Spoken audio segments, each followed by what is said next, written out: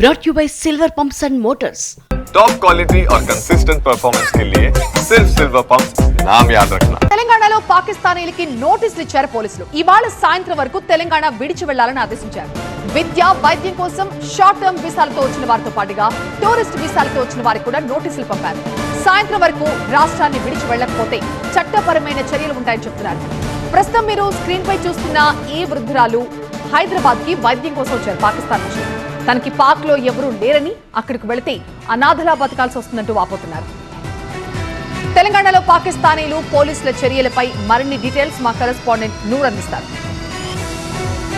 తెలంగాణ వ్యాప్తంగా ఉన్న అందరు పాకిస్తానీలకి తెలంగాణ రాష్ట్ర ప్రభుత్వం ప్రత్యేకంగా నోటీస్ జారీ చేసింది. ఈరోజు సాయంత్రం వరకు తెలంగాణ రాష్ట్రమే కాదు ఏకంగా భారతదేశం వదిలి అంతర్జాతీయ బార్డర్ క్రాస్ చేసి పాకిస్తాన్కి వెళ్ళిపోవాలనేసి కూడా స్పష్టంగా ఆ నోటీసులో ఆదేశాలు జారీ చేసిన పరిస్థితి. ఉస్మానియా యూనివర్సిటీతో పాటు ఇతర యూనివర్సిటీలో ఎవరైతే విద్యార్థులు చదువుకోవడానికి వచ్చారో వాళ్ళతో పాటు వ్యాపారాల కోసం వైద్యాల కోసం కూడా చాలా ప్రాంతాలు ఇప్పటికే పాకిస్తాన్ నుంచి ఇతర దేశాల నుంచి కూడా హైదరాబాద్. నా బిజినెస్ కి జిఎస్టీ నోటీస్ వచ్చింది. ఇప్పుడు ఏం చేయాలో అర్థం కావట్లేదు. ఇప్పుడే ఒక జిఎస్టీ ఎక్స్పర్ట్ తో మాట్లాడు. ఇప్పటికిప్పుడు జిఎస్టీ ఎక్స్పర్ట్ అంటే ఎక్కడ దొరుకుతారు?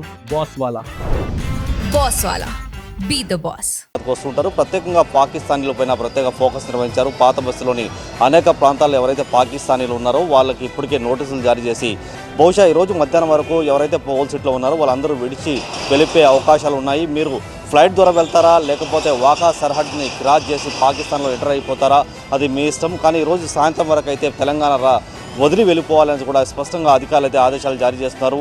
మేము చాలా కాలం నుంచి హైదరాబాద్లో ఉన్నాము. పాకిస్తాన్ వెళ్ళిపోతే అక్కడ మాకు ఎవరు బంధువులు కూడా లేరు. అనాథగా మేము అక్కడ బతకాల్సి వస్తుంది అనేది కూడా చాలామంది పాకిస్తానీలు అయితే ఏకంగా తెలంగాణ పోలీస్ అధికారులకు విజ్ఞప్తి చేస్తున్నారు. కానీ కేంద్ర ప్రభుత్వం ఇచ్చిన స్పష్టమైన ఆదేశాల మేరకు తెలంగాణ పోలీస్ యంత్రాంగం పూర్తిగా పాకిస్తానీల పైన ఫోకస్ నిర్వహిస్తుంది. ఈరోజు మధ్యాహ్నం వరకు ఆల్మోస్ట్ మీరు అందరూ విడిచి ఇక్కడి నుంచి వెళ్ళిపోవాలనేసి కూడా చాలా సీరియస్గా అధికారులు అయితే చెప్పొస్తున్న పరిస్థితి.